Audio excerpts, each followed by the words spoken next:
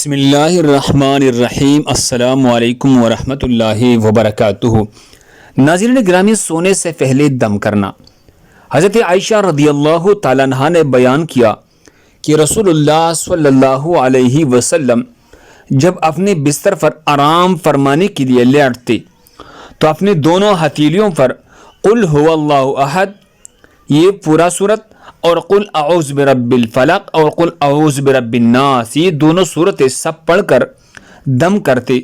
پھر دونوں ہاتھوں کو اپنے چہرے مبارک پر اور جسم مبارک کے جس حصے تک ہاتھ پہنچ پاتا پھیرتے تھے۔ حضرت عائشہ رضی اللہ تعالیٰ عنہا نے کہا کہ پھر جب آپ بیمار ہوئی تو آپ صلی اللہ علیہ وسلم نے مجھے اسی طرح کرنے کا حکم دیا۔ صحیح بخاری حدیث نمبر 644۔ اللہ ہم سب کو اس پر عمل کرنے کی توفیق عطا فرمائے۔ دوسری مسلمانوں کے فائدے کے لیے آگے ضرور شیئر کرے۔